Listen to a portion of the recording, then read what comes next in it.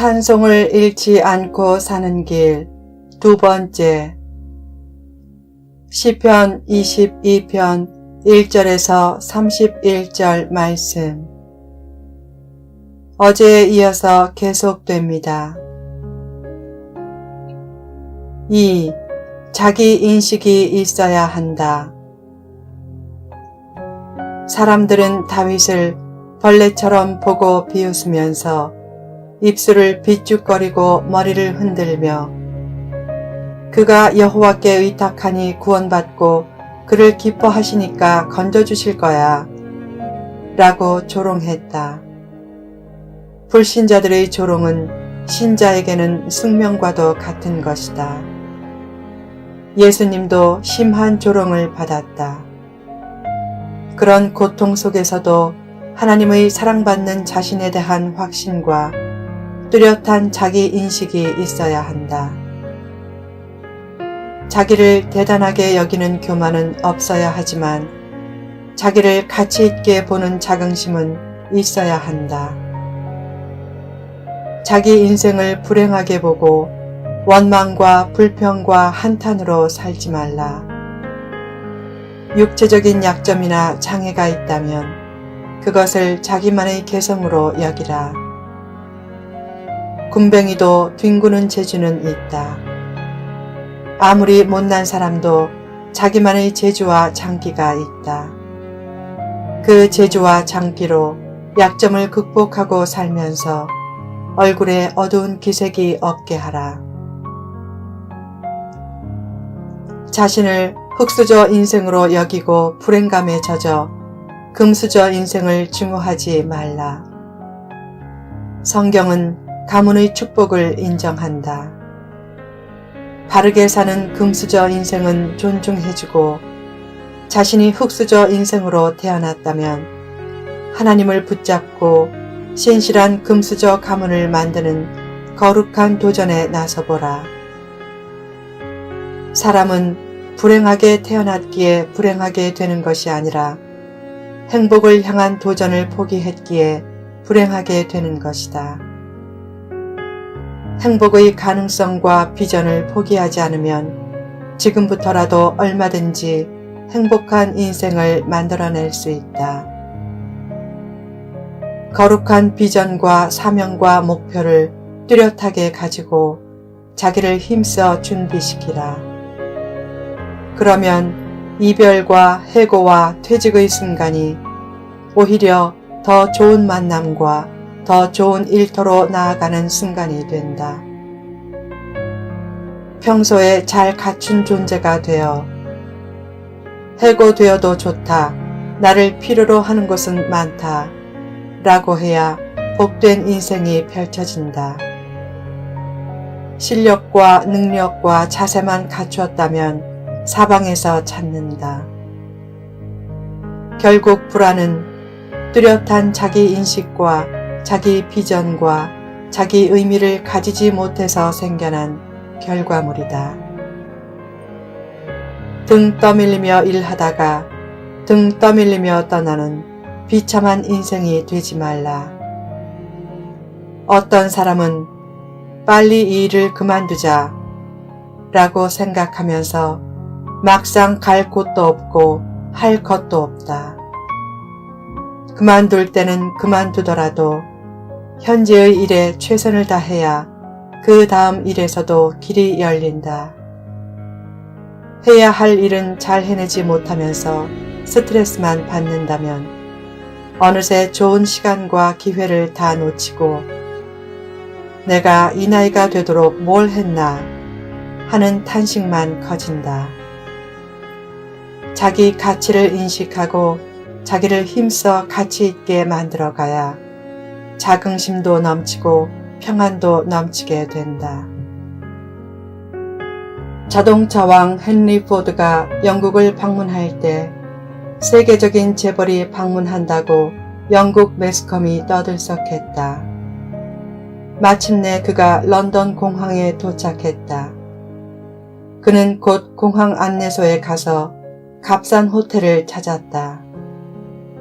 안내원이 누추한 옷을 입은 헨리 포드를 알아보고 왜 값싼 호텔을 찾고 낡은 외투를 입고 다니는지에 대해 조심스럽게 물어보았다. 헨리 포드가 말했다. 값싼 호텔에서 자도 저는 여전히 헨리 포드로서 값싼 인생이 되는 것은 아닙니다. 또한 이 외투는 아버님이 물려주신 소중한 것입니다. 바른 부자들은 비교적 검소하게 다닌다. 자기 가치를 잘 인식하고 있어서 외적인 것으로 자기 가치를 나타낼 필요가 없기 때문이다. 외적인 과시나 사치하는 마음이 없다면 사람의 취향에 따라 좋은 옷을 입거나 좋은 차를 탈 수도 있다. 취향 차이를 인정해주라.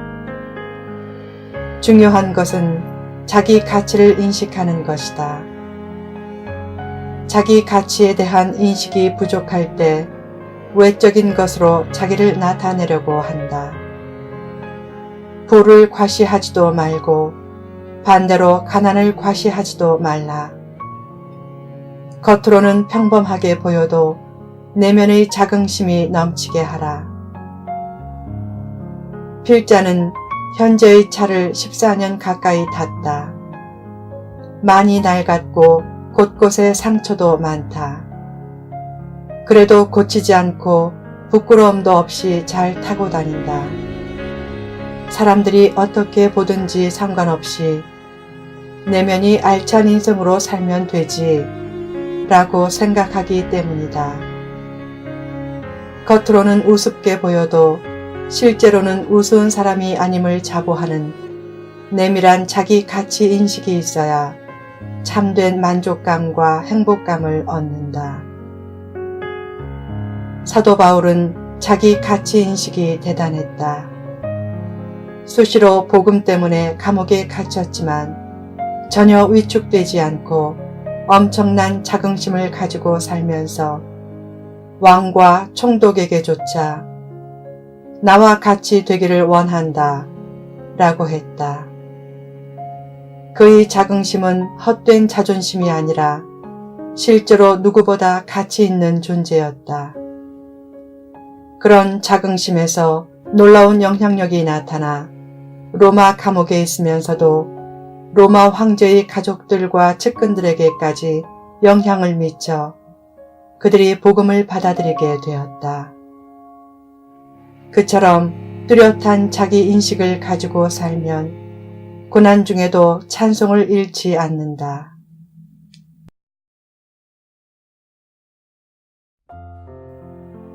(3) 믿음으로 기도해야 한다.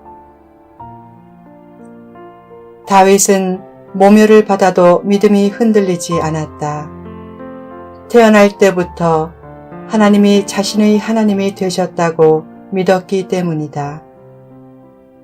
그런 믿음을 가지고 자신을 멀리하지 말아달라고 하나님께 기도했다. 당시 다윗이 처한 현실은 절망적이었다. 그런 절망적인 현실을 묘사하고 자신을 칼과 개의 세력과 사자의 입에서 구해달라고 기도한 후 바로 이어서 하나님이 자기 기도에 응답해 들소의 뿔에서 구원하셨다고 고백했다. 다윗은 절박한 자기 기도가 응답될 것을 믿었다. 결국 구원을 얻고 하나님께 찬송을 돌렸다. 결국 그가 본문 1, 2절에서 왜 하나님이 자기 기도를 듣지 않으시냐고 한 것은 믿음으로 계속 기도하면 하나님이 그 기도를 들어주심을 더욱 극적으로 표현하려는 사전 포석이었음을 알 수 있다. 시편 22편은 하나님을 믿고 예배하고 찬송하면 구원과 회복의 은혜를 체험한다는 사실을 자기 체험을 섞어 전한 간증 시편이다. 이 시편에 표현된 승리의 역사가 지금도 그대로 나타날 수 있다. 비록 극심한 고난 중에 있고 조롱받는 비참한 처지에 있어도 하나님을 예배하고 찬송하면 하나님은 그를 외면하지 않고 반드시 극적인 반전의 역사를 이루게 하실 것이다. 작년에 필자와 가깝게 지내던 A 목사가 은퇴 과정에서 큰 어려움을 겪었다.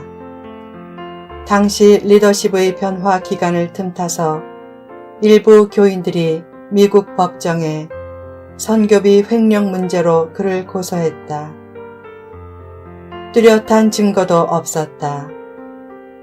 그저 열심히 선교하면서 많은 선교사들을 후원하고 선교지에 선교센터도 지어주니까 목사님이 딴 주머니를 찼을 것이라 추측하고 고소한 것이다. 그때 A 목사는 모멸감과 배신감이 매우 컸지만 하나님의 선하심을 믿고 공의가 이루어지게 해달라고 기도했다. 미국 경찰이 샅샅이 뒤졌다. 마침내 밝혀진 사실이 있었다. 그것은 너무 정직하게 썼다는 사실이었다. 미국에서 꽤 큰 이민교회를 담임했는데 자기 사례비 및 은퇴 적립금까지 각종 선교 후원금으로 써서 은퇴할 때까지 자기 거처 하나도 마련하지 못한 사실이 밝혀져 성도들이 오히려 더 큰 은혜를 받게 되었다. 그때 은혜 받은 한 성도가 집을 현찰로 사주는 극적인 반전의 역사가 일어나 노후를 비교적 편히 지낼 수 있게 되었다. 예전에 그 부부를 만났을 때 A 목사의 아내가 필자의 아내에게 그 집 사진을 보여주며 어린아이처럼 기뻐했다. 그때 생각했다. 하나님께서 그동안의 헌신을 기억해 주시고 영광의 면류관 대신 영광의 집을 주셨구나. 하나님은 정직한 헌신을 기억해 주시고 오해가 신뢰로 변하고 탄식이 찬송으로 변하고 단조의 구슬픈 노래가 장조의 활기찬 노래로 변하는 극적인 반전의 역사를 이루어 주실 것이다.